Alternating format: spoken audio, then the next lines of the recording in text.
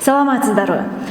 Мен ушул күндөрү Стивен Ковенин эң сонун жогорку таасирдүү адамдардын 7 көндүмү деген китебин окуп жатам. Анан бул нерсени сиздер менен бөлүшпөй кое албайм. Анткени бул китепте эң сонун ойлор айтылган экен. Алардын бирине токтоло турган болсок, биздин сүйлөө речибиз кандай деген суроо узаткан экен.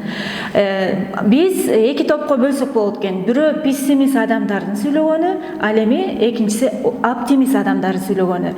Эми биринчи пессимист адамдар кандай сүйлөйт экен, токтололу. Алар мен эми ушундай жаратылгам.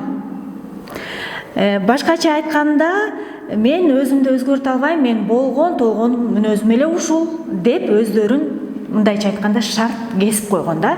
Же болбосо мен муну кыла албайм. Менин убактым жок. Демек, бул жерде эмнени айтып атат ар жагында? Мен муну кылыш үчүн сырткы кандайдыр бир кырдаалдардан көз карандымын. Бул убакта менин убактым мага өтө тар болуп турат. А бирок биз эгер бир нерсе кылгыбыз келсек, биз сырткы кырдаалга дагы, убакытка дагы көз каранды болбошубуз керек. Ошондо гана биз бир нерсеге жете алабыз. Же болбосо, эгер менин аялым чыдамдуураак болгондо деп туруп, биз өзүбүздүн абалыбызды, биздин жашообуздун ийгилигин башка адамдардан көз каранды кылып коебуз. Же болбосо мамилелерден көз каранды кылып коебуз. Ошентип биз бул жашоодо биз эмес, биз өзүбүздүн жеке сценарий менен эмес, башка адамдардан көз каранды болуп, башка адамдардын каалоосу менен жашап аткан болуп калабыз. Жакшылап терең ойлонуп көрсөңүз. Же болбосо, мен муну кылышым керек. Бул эми кадимгидей эле болот, бирок кылышым керек деген нерсе, бул эми айла жок, мен кылышым керек деген нерсени берет да. Биз мына пессимист адамдардын сүйлөө речи жөнүндө сөз кылдык, эми оптимист адамдар кандай сүйлөшөт? Алар варианттарды караштырабыз.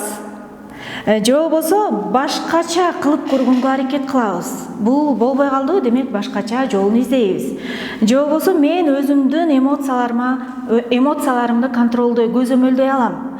Мейли, аялым чыдамсыз болсо дагы мен эмоцияларымды башкара алам, башкача айтканда. Же болбосо мен аракет кылам. Мен ушундай кылып көрөм, же сөзсүз түрдө кылам. Мен буга убакыт табам. Карасаңыздар, кандай чоң айырмачылык. Эми бүгүнкү күндөн баштап мен сиздерди чакырат элем сүйлөө речибизге байкоо салганды.